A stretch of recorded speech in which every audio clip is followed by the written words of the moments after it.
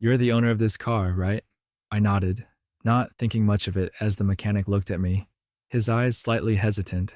I had thought this was just another day like any other, simply taking my wife's car in for a checkup. Checked because she said it wasn't very good. But then he handed me a bag. It was no ordinary bag. A plastic bag, inside were a few used condoms, tied neatly, but it was enough to make me stunned. The mechanic glanced at me, then lowered his voice. "Excuse me, I think this is your wife's car. I don't know how to say this, but here's what I found under the back seat." His words were like a cold knife piercing my chest. I stood still, not knowing how to react. My hands tightened on my bag, but my mind was blank. Images of my wife, Claire, whom I had always trusted completely, suddenly came flooding back. Claire has always exuded elegance and refinement. She's the kind of woman that others admire, a combination of brains and beauty. We have been married for 8 years, and I've always prided myself on her being the perfect companion. But now, standing in front of the car I bought her as a gift, with this clear evidence, I don't know what I can trust anymore. "Is there anything else you want to check?" the mechanic asked, breaking the silence. I shook my head, trying to contain the anger that was swirling inside me. "No need. Thanks for letting me know." I stuffed my bag into the trunk, feeling like I was holding a ticking time bomb. As I drove out of the garage, I didn't know where to go. Should I go home and confront Claire, or just continue to pretend nothing had happened? The questions swirled around in my head, each one like a needle stabbing at my self-esteem. I used to think our lives were pretty much flawless. Claire was a marketing manager at a large company, a job that required her to work late and attend social events. I was a software engineer who worked from home, so I was always there to support her. She used to joke, "Alex, you're the kind of husband every woman wants." And I believed it. I was proud of her independence and success. But now, looking back, I realized there were a lot of things I missed.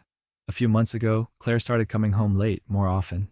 "The meeting is running late," she'd say, or sometimes, "I have to meet the boss for dinner." I never suspected a thing. I'd even cook dinner in anticipation of her return, or simply go to bed early, thinking she'd be tired after a long day. But it wasn't just the late nights. Claire started keeping her phone with her at all times. She changed her passwords without telling me, even though we had always shared everything. Once, when I accidentally saw a message pop up from someone named Jake, she just laughed and said it was a new coworker.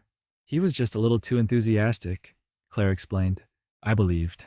But now, with the bag of evidence in hand, I don't know if I was stupid to always trust her. I drove home, my heart heavy. Memories of Claire and I came flooding back, like a slow-motion movie. I remembered the early days of our relationship, Claire smiling brightly in her favorite little white dress and high heels. I remembered the movie nights we had together, her head resting on my shoulder, and the times we had argued and made up with tears and laughter. But now, all that seems like a distant memory. When I entered the house, the room was eerily quiet. Claire wasn't home yet, and I wasn't sure I wanted to face her right now. I sat down on the sofa and opened the plastic bag the mechanic had given me. A wave of nausea washed over me as I looked at the contents. I put the bag down, feeling my body shake. How could she do this? I wasn't a perfect husband, but I had always been honest with her, always put her first. I needed answers. I began to piece together recent events. Suddenly, things I had not noticed before became clear. The late meetings, on Tuesdays and Thursdays. Claire coming home smelling of a strange perfume she never wore. The way she gave vague answers when I asked about her day. I remember the time she came home late with her dress slightly wrinkled, saying she accidentally spilled coffee in the office. Or the time I asked her for her new phone password, and she just laughed, saying, "I just changed it, just to be safe. Why do you ask?" Those explanations, which sounded reasonable at the time, now only make me feel foolish for believing them. In my confusion, I called Daniel, a close friend from college. Daniel was cautious and straightforward, and I knew he wouldn't hesitate to tell me the truth. When I told him everything, Daniel was silent for a few seconds before asking, "Alex, what are you going to do next?" I didn't know how to respond. I didn't want to act rashly and ruin everything, but I also couldn't bear this doubt any longer. "I think you need to gather more solid evidence before confronting Claire. Otherwise, she'll deny it and make you feel like you're imagining things," Daniel said, his voice calm but firm. "I know a pretty reliable private investigator. You should give it a try." Daniel sent me the phone number of a private investigator named Mr. Rivers. I hesitated for a few minutes, staring at the phone screen before deciding to call. 2 days later, I met Mr. Rivers at a small coffee shop on the outskirts of town. He was a middle-aged man with sharp eyes and a deep voice that gave the impression that he was used to dealing with similar situations. I told him all the details: the evidence bag, the suspicious messages, and the uneasy feeling I couldn't shake. He nodded, occasionally making notes in his small notebook. "Alex, the first thing you need to do is calm down," he said, setting the notebook down on the table. "I'll start tracking right away. But remember, what I find may not be what you expect. Are you ready to face the truth?" I didn't answer right away. Instead, I looked out the cafe window, where the sun was fading. "I need to know," I said, my voice low but firm. "I can't keep living in doubt like this." Mr. Rivers nodded, and the investigation began from there. As I left the coffee shop and headed home from my meeting with Mr. Rivers, an uneasy feeling of unease settled over me. I knew deep down that I had crossed an important line. Hiring a private investigator to spy on my wife was not only a legal decision, but also a blow to my self-esteem. Claire came home late that night, her eyes sparkling as usual, but I no longer looked at her with the same admiration. I began to observe her more closely, taking note of every little detail I had previously overlooked. "How are you today?" I asked, trying to keep my voice casual. "I'm so tired," Claire sighed, setting down her bag and taking off her heels. The meeting went longer than expected, and then the boss took us out to dinner. You know, big bosses like to hear people's opinions over drinks. The story made sense, but I still felt something was off. "Is the boss nice? Did he say anything about your new plan?" I tried to ask, but Claire just smiled and said, "Oh, nothing more. I'm going to take a shower." As she left the living room, I glanced at the bag she had left on the couch. I wasn't the type to be nosy or to check other people's belongings, but this time, the urge was too strong. I opened the bag, looking for anything out of the ordinary. But other than her phone, a small notebook, and a few personal items, there was nothing that stood out. However, Claire's phone has always been a mystery. She changed the password not long ago, and every time she receives a text or call, she quickly turns off the screen or holds the phone face down. This has never happened before. Another evening, Claire left home around 7 p.m., saying she had a yoga class with colleagues. I knew she attended yoga classes twice a week, but this time I decided to check. When Claire left, I waited about 10 minutes before getting in my car and driving to the yoga center she mentioned. Standing in the parking lot, I waited to see if she would come in. But no, she didn't. Instead, I saw her car stop at a coffee shop not far away. From where I stood, Claire got out of the car, not wearing yoga clothes, but a light, elegant dress. She walked into the coffee shop, and not long after, a man appeared. It was Jake. My heart pounded as they sat in a secluded corner, talking and laughing. I wanted to rush in and confront them both right then and there. But Mr. Rivers' words echoed in my head. "If you want the truth, keep calm and let me do my job." I swallowed my anger, took a few photos from a distance as evidence, and headed home. Claire came home late that night, her mouth full of explanations about her yoga class being canceled at the last minute, and that she had gone out to dinner with some friends. I just nodded, saying nothing. The next day, I called Mr. Rivers and told him what I'd seen.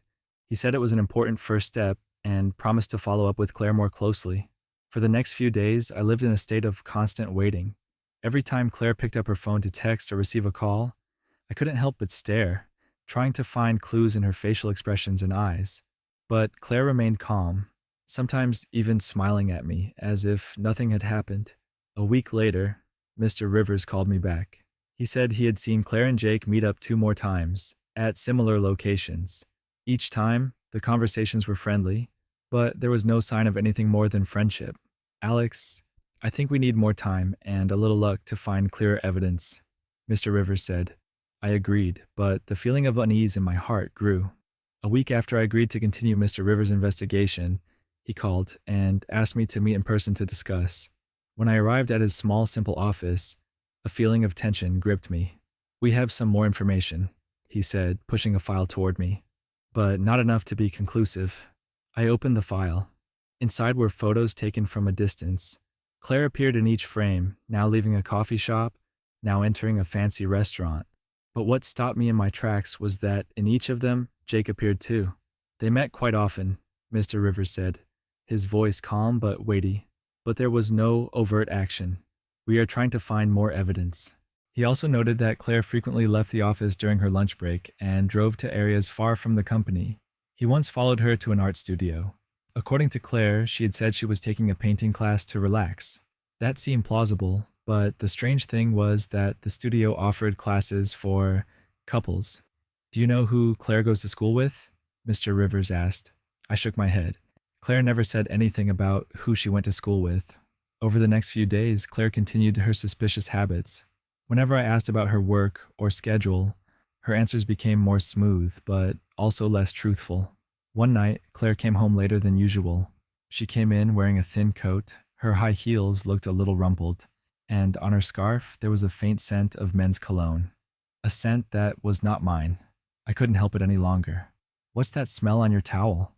Men's cologne, I asked, trying to keep my voice calm. Claire paused, startled, but quickly smiled. Oh, it's a coworker's. He wears too much perfume. Everyone in the office is complaining. I was standing close and caught the smell. After she finished speaking, she took out her phone and quickly opened a company chat group where there were a few messages joking about a colleague using a whole bottle of perfume every day. The explanation seemed reasonable, but I no longer had enough faith to accept it easily. A few days later, I decided to try a different approach. At dinner, I played it cool, pretending that I was no longer suspicious.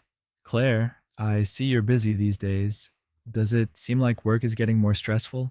Claire looked at me, slightly surprised by my attitude. Yeah, the new project is almost done, but these past few days have been really tiring. I nodded, smiling slightly. Oh, I saw you talking about the art class the other day. It sounded interesting. Is that class crowded? She paused, a moment of hesitation in her eyes before answering. There are a lot of people, but mostly strangers. I don't know anyone, I just came to relax. This time, I knew she was lying. That studio was a couples class. But I kept quiet, just smiled and changed the subject. Mr. Rivers' investigation finally yielded more concrete results. One morning, he called me and said he had important evidence.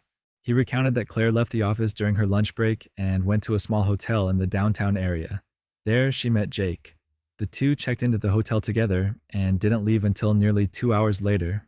The photos that were sent to me made my hands tremble as I held them. These were no longer innocent encounters. This was clear evidence of betrayal that I could not deny. When the photos from Mr. Rivers arrived, I felt like my world had collapsed beneath me. The photos clearly showed Claire and Jake standing side by side in front of the hotel, chatting intimately. Not long after, they walked inside together, Jake politely holding the door open for Claire.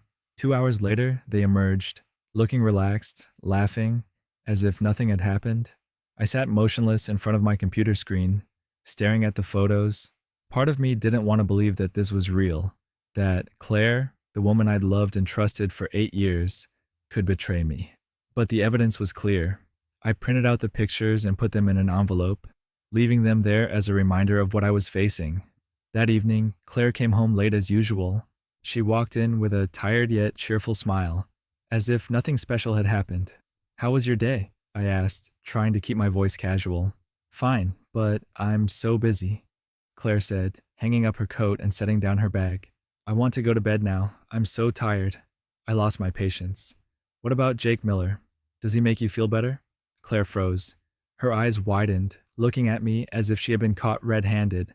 But then she regained her composure, trying to smile pleasantly. "Jake? What are you talking about? He's just a coworker." I stood up and walked over to the kitchen table where I'd left the envelope. I took out the photos and placed them on the table in front of Claire. "Coworkers? What about this?" Claire paled. Her hands shook as she picked up the photos. With each turn, her eyes grew more panicked. "Alex, can you explain?" She started to stutter, but I cut her off. "Don't explain. I've heard enough of your lies. Here's the truth, Claire. What were you and Jake doing at that hotel? Tell me, now." Claire slumped into her chair, head bowed. "I'm sorry," she whispered. "I don't know what to say." She admitted that she had started a relationship with Jake about 3 months ago. At first, It was just work-related conversations, but gradually they became closer. I feel like he understands me in a way that you never did, she said, her voice shaking, but the words stabbed me like a knife. Understand me? He understands me? Are you saying that he, a guy you've only known for a few months, understands you better than your husband of 8 years? I almost shouted, but then tried to regain my composure. Claire was silent, tears rolling down her cheeks, but I didn't see any real regret in her eyes. I wanted to scream, to smash something, but Mr. Rivers' advice rang in my head. Stay calm, Alex. If you want to handle things properly, don't let your emotions control your actions. I stood up, turning my back to Claire. I need time to think, I said, my voice cold. Don't try to say anything more. Then I walked out of the house, leaving Claire sitting there, alone with her tears and guilt. If she really felt that. I walked out of the house, leaving Claire confused and frightened. My heart felt like it was going to explode, but I knew I couldn't let my emotions get the better of me. I sat in the car, took a few deep breaths, and then called Mr. Rivers. I need your help, I said, my voice low and firm. You did the right thing, Alex. Staying calm is the first step. Now we need to focus on handling this properly, he replied. We agreed to move from simply gathering evidence to preparing for legal action. Mr. Rivers proposed a clear plan: collect more concrete evidence, including Claire's transactions, messages, and schedule. Work with a divorce attorney to build a strong case, especially if you intend to ask for the most favorable division of assets. Verify the relationship between Jake and Claire in other contexts, such as the use of shared assets, like a car, to meet. A few days later, I returned home. Claire was still there, trying to act like everything was normal. She cooked, cleaned, and occasionally talked to me, but I only responded in short sentences. I no longer felt the need to hide my coldness. That evening, I sat down at the dining table, across from Claire. I had mentally prepared myself. I've thought about it, I said, looking her straight in the eye. I'm not going to stay in a relationship based on betrayal. We need to stop. Claire was confused, tears falling down her face. Alex, I'm sorry. I made a mistake, but we can fix this. Please give me another chance. I shook my head. It's not that I don't want to forgive, but forgiving doesn't mean forgetting, and I can't live with someone I don't trust. She collapsed, sobbing, but I didn't budge. The next day, I met with a lawyer recommended by Mr. Rivers. She was a sharp woman who specialized in complex divorces. I told him the whole story, presenting the evidence Mr. Rivers had gathered, from photos to Claire's schedule. We have a very strong case, the lawyer said, looking over the file. This evidence will not only help you in your claim for a division of assets, but it will also protect you from any claim from her. We plan step by step. File for divorce on grounds of serious breach of trust. Claim ownership of major assets, including homes and cars. Even if necessary, sue Jake for interference with the marriage. Another important detail that Mr. Rivers suggested was to check the car that Claire used to meet Jake in. I took it to a garage I knew and had them check it over thoroughly. The results left me both heartbroken and outraged. Under the back seat, the mechanic found another small trash bag containing unmistakable items: used condoms, crumpled tissues, and an earring that did not belong to Claire. When I got the bag back, the worker looked at me sympathetically. Sorry, man. I don't know what else to say. I thanked him and left, feeling both relieved and weighed down. Now, I had all the evidence I needed. That evening, I placed the bag on the kitchen table, right in front of Claire. You don't need to explain any further. This is what I did, I said, my voice calm but cold. Claire looked at the bag, then at me. There were no more tears, no more excuses. She knew it was over. Alex, I'm sorry. Really sorry, she said, her voice almost a whisper. I nodded. I believe you are sorry.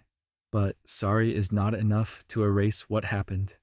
I sat down across from Claire, my hand still on the bag containing the undeniable evidence. The air in the kitchen was thick, except for the ticking of the clock on the wall.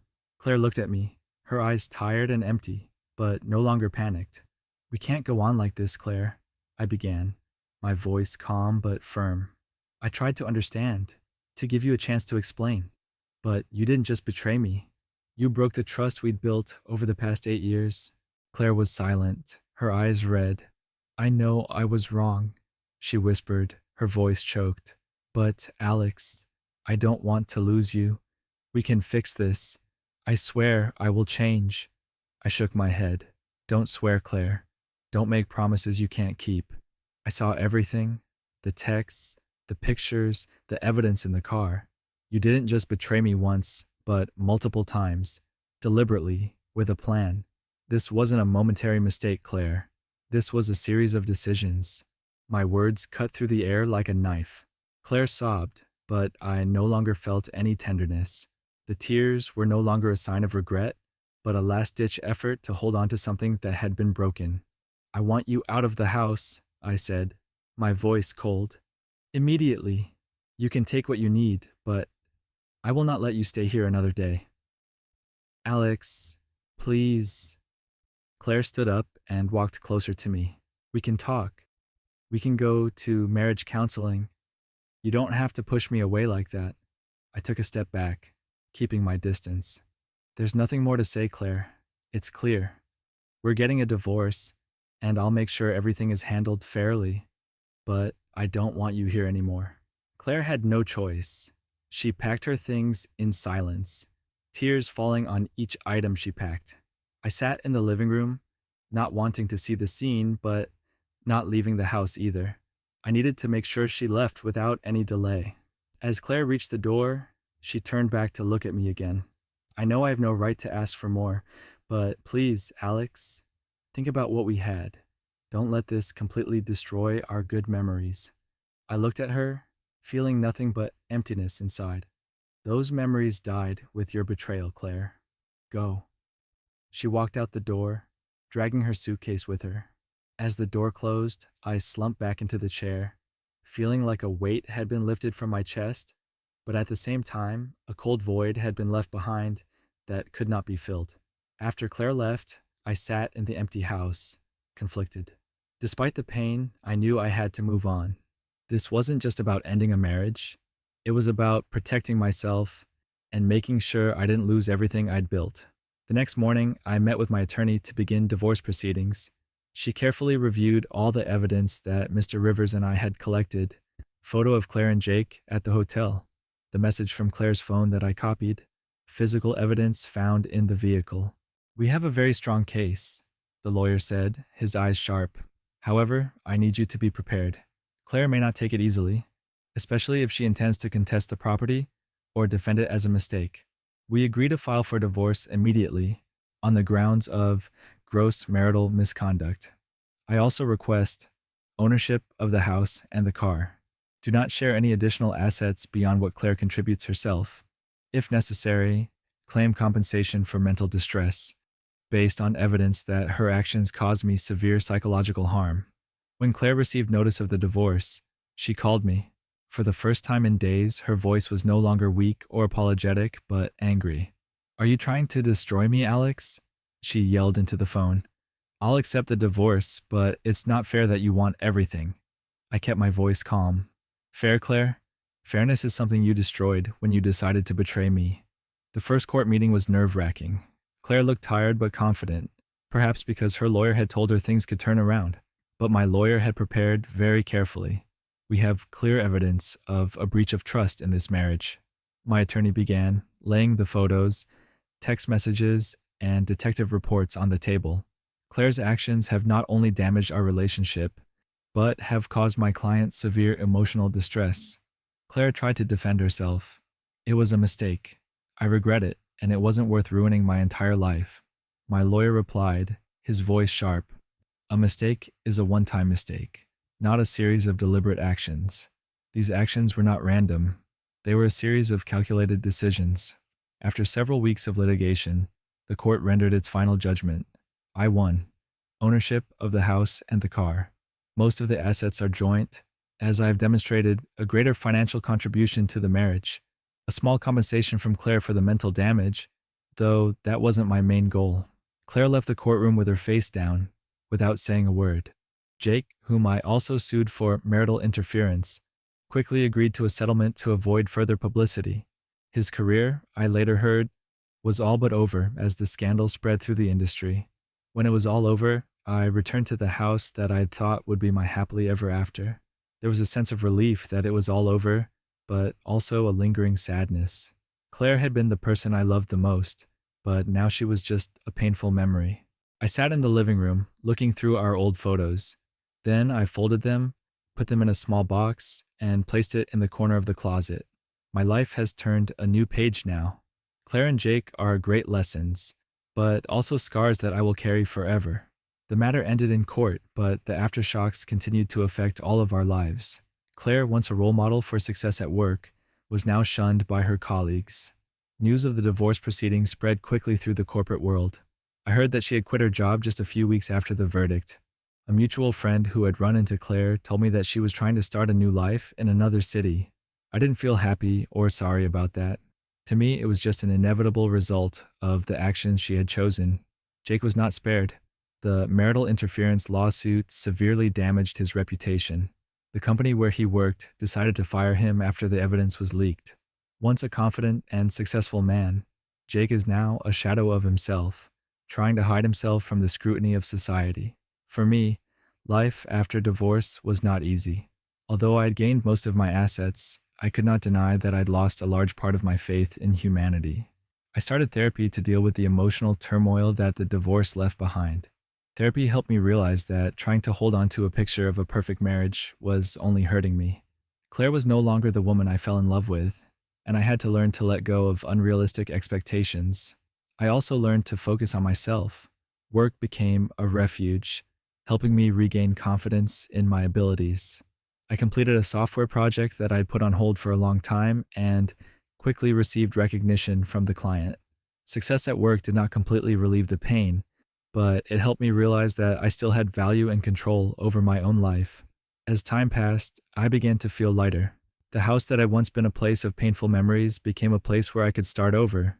I rearranged everything, threw away old objects related to Claire, repainted the walls, and bought some new furniture. In the quiet evenings, sitting alone in the living room, I often think about everything that happened. It was not only the breakdown of a marriage, but also the collapse of the beliefs I had held so tightly. But from that rubble, I learned many things. I realized that trust cannot be given blindly. Claire was the person I trusted the most, but it was that subjectivity that made me ignore the unusual signs.